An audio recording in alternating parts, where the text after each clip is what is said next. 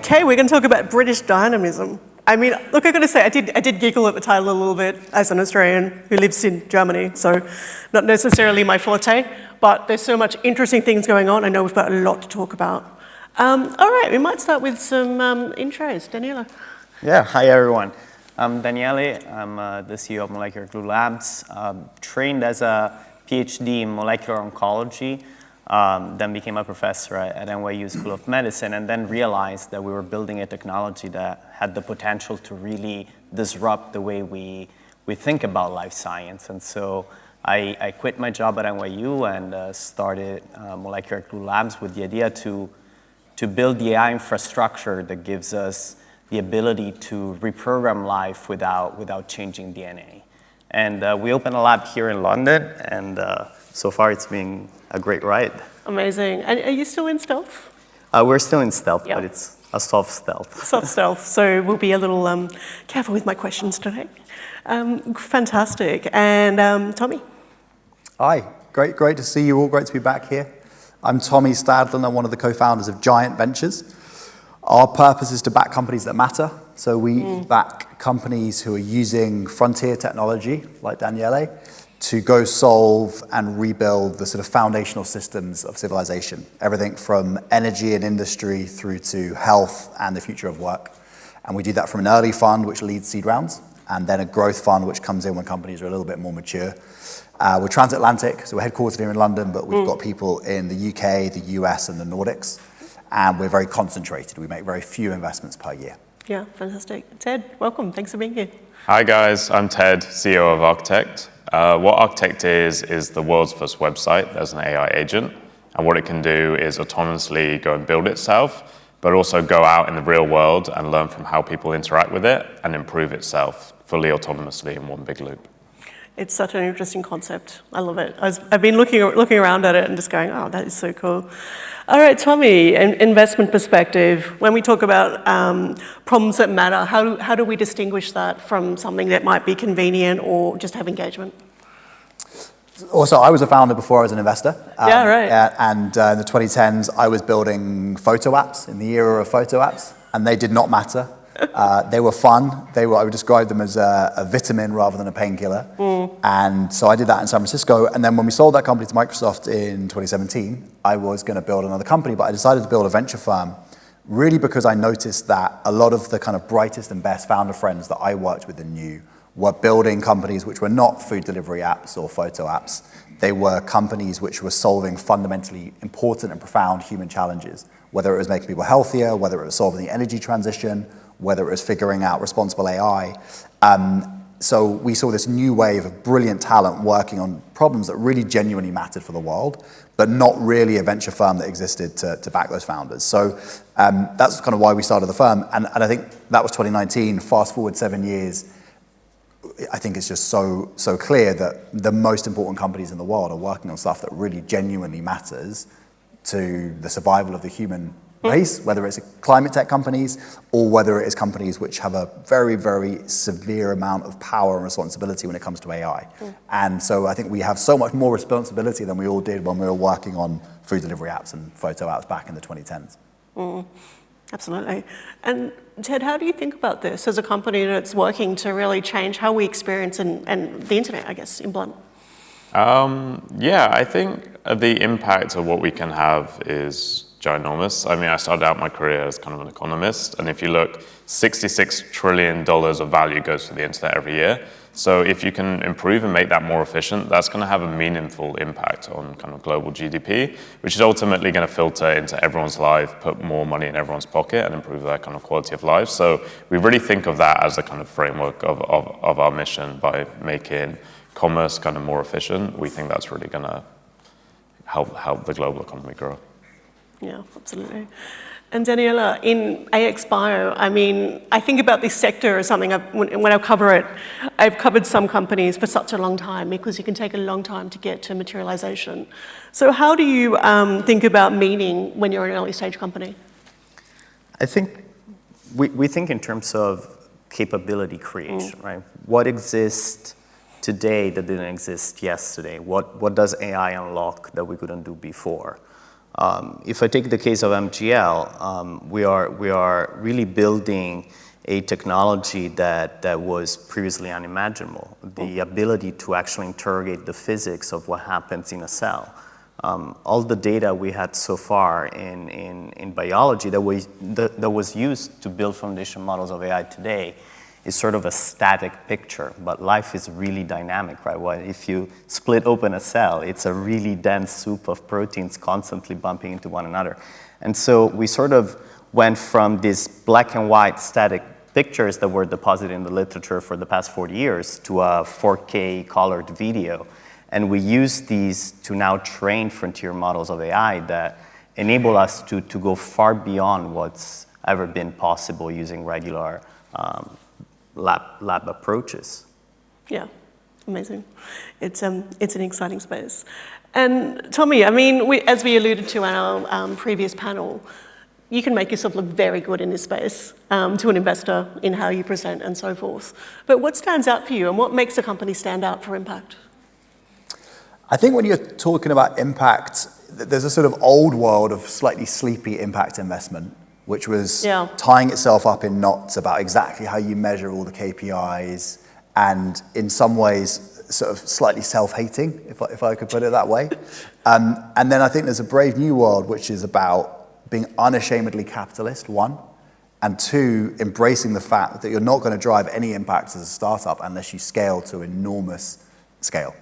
And, you know, say what you like about him, and there's not lots I don't like about him, but if you look at Elon Musk, for example, and what he's built with Tesla, like, to me, that's the ultimate example of an impactful company, where it's not only with his own company reduced carbon emissions or abated carbon emissions that otherwise would have come from combustion engine cars to an enormous degree, but he's dragged the entire auto industry into electric years and years earlier than they would have been forced to by governments.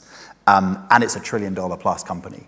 And like that, to me, is what we're looking for. We're looking for companies who can get big enough commercially that they can have the right to drive massive change in the world. So I think it has to be both. It can't just be an impactful story, which sounds like a nice company which is going to affect a small region of a particular country with underserved populations. That's great, but how do we do something which is way more impactful at scale across the world than that?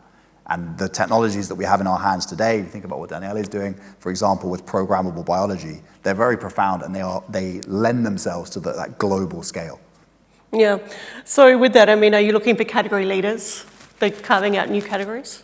We are looking for category leaders, whether you're creating a new category and leading it or entering an existing category. I think we're in an era of what I would describe as hyper concentration in venture capital, whether it's hyper concentration of, I think it was about 75% of capital that went to venture firms in the first quarter of this year went to about 5 firms, or whether it's companies where, again, I think 75% of the capital in the first quarter went to, I think, sub 10 companies.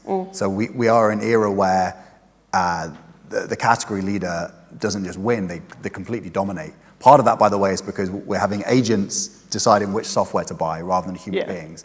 And if you're the number 2 in an industry and you've got a great sales team who can take your customers out to dinner, you can kind of gloss over whether your product's not that good. But the agents don't care about that. And so I think we're seeing even more and more returns to dominance and to winner-takes-all dynamics. Yeah, makes sense.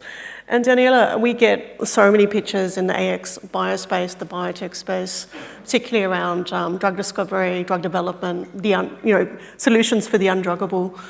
Where do you see the traction at the moment, and what's real versus hype? I mean, we use AI already these days. I think where we're not quite there yet is with an end-to-end design approach, where you literally imagine the new biology and you just interrogate AI to design a drug that is ready to inject into a patient. But it comes down to data at the end of the day, and we're building the data. I think that was a big shift over the past few years in understanding, okay, the literature is what it is. It's limited. I mean, imagine if you were a scientist in the 80s, right? And Tommy's a scientist today.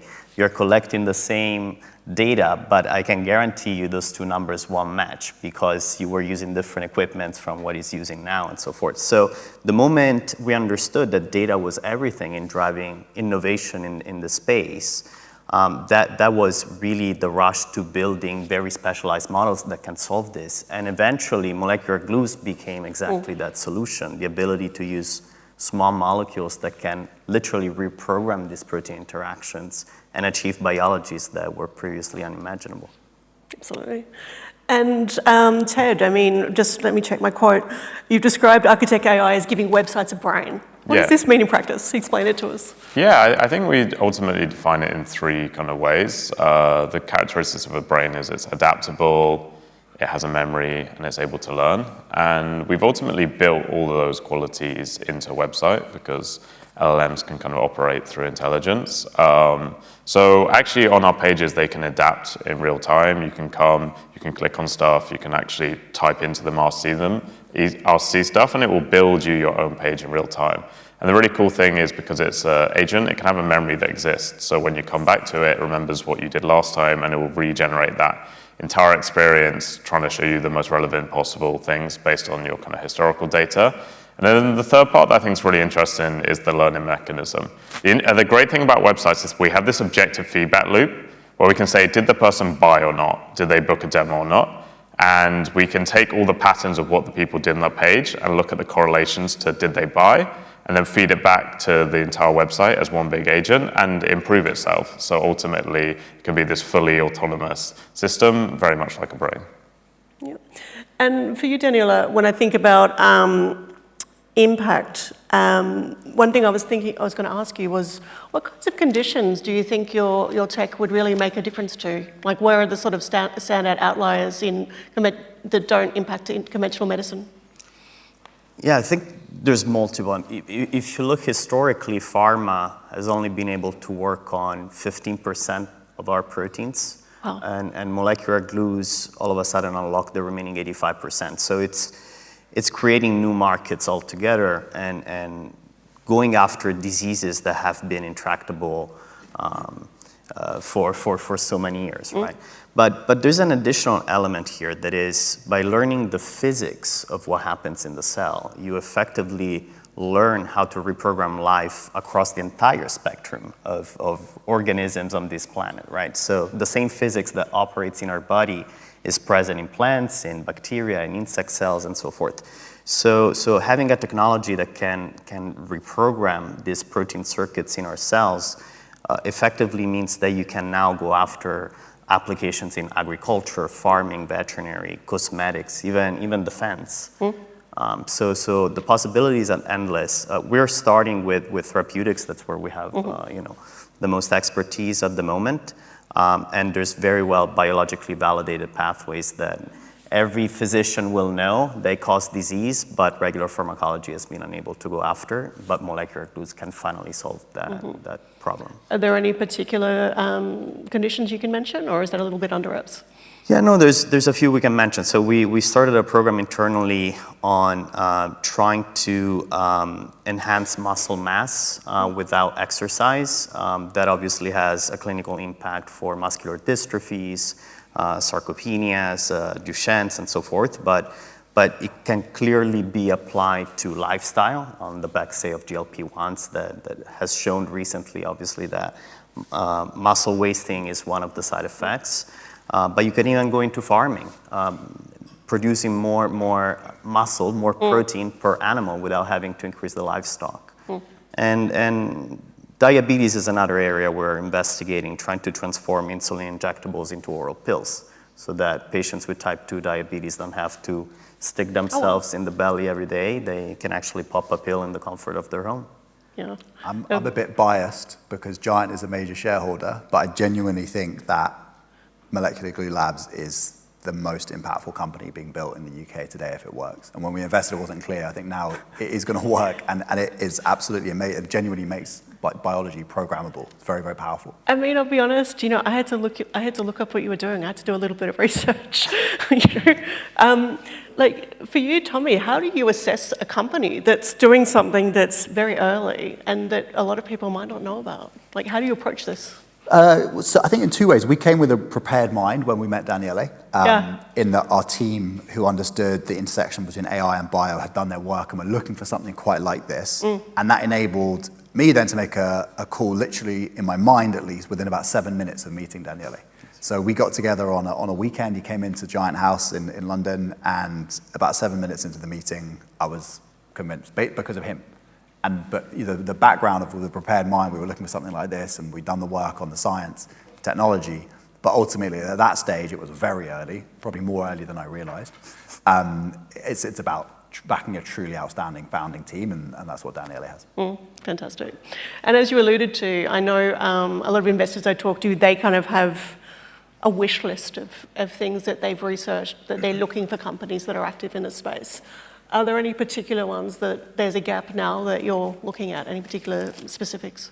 We're looking a lot at physical AI. So we're looking at companies which are specifically using AI to discover new materials. Yeah, right. So we spent about a year looking at that, and we were looking for lots of companies. We ended up backing 2. One is Cusp AI, which is now a unicorn based in Cambridge and King's Cross, and then another one which is still in stealth, which is out of Oxford.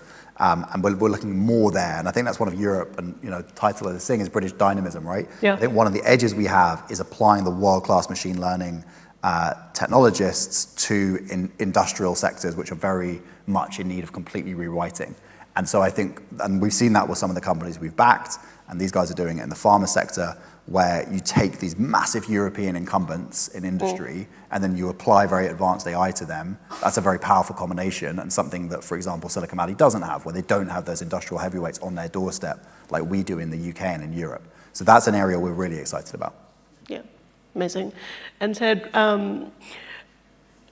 I'm thinking about the digital experience and accessibility of the internet. Like, given that you can personalize people's experience, what could that look like for someone with a disability, for example, or language barriers, or low digital literacy? Like, what's this kind of experience look like for people? Yeah, that's a great question. I mean, I've had dyslexia all my life, so I've always struggled with reading kind of text-based interfaces. I mean, some cool things we're exploring is multimodality in websites, so adding voice in for people. But I think the really cool thing is the idea that a website can have a memory of you and your preferences as you interact with it. So as you come back, it can remember the kind of style of communication you like, what sort of elements you actually engage with, whether it's like shorter text, longer text, more imagery. So I think the ultimate goal is to give everyone a kind of personal experience on the internet, which is really going to help people with kind of disabilities in the long run. With that in mind, what's the internet going to look like in the next 5 years compared to now? And will its format differ across different users, whether it's mobile first or what have you?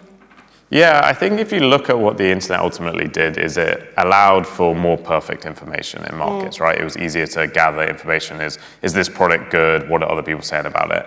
I think AI is going to put that really on steroids, because you don't have to put any work. You'll have an agent that will go out and do that on your behalf. So I think ultimately it's going to shift to a much more kind of perfect market, where consumers are going to ultimately get better products because they get better information on products. And what we believe is, we think search right now, Google, Amazon, will ultimately move to this kind of agent-to-agent experience, where you have your own personal agent that has some contextual understanding of you and your preferences, and that will go out and that needs to interact with other businesses' agents that really deeply understand their businesses. And those agents will work together to ultimately find you the best solution for your need. And there's some really cool things that we're exploring around this, like the idea that agents could undercut each other in real time, right? So it's almost like this bizarre kind of style market where you can say, I want a pair of Nike trainers, and Adidas could go and undercut them in real time. So I think there's a lot of exciting things, but ultimately more efficient, more perfect markets are going to lead to better price and better quality products for the end user. It's super interesting. And for you, Daniela, I mean, what could drug discovery and AX Bio look like in the next few years if what you're planning comes to fruition? And I guess, what are the steps for a company like you to get there?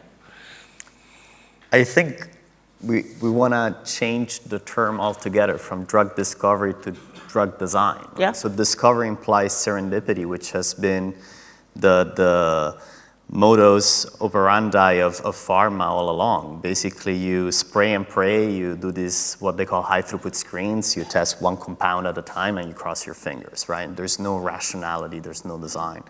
We want to completely change that. We want to make biology be turned on and off like a light switch, being able to, say, travel without being affected by jet lag, or try not to rush to have a family because the biological clock is ticking. We give things for granted today. You have a headache, you take an aspirin, okay, that works. But why cannot we do that for other things, for pancreatic cancer? Why cannot we do that for autoimmune diseases? And this is where AI is really going to have the upper hand and deliver on this promise. Fantastic. Tommy, any quick final thoughts you'd like to share?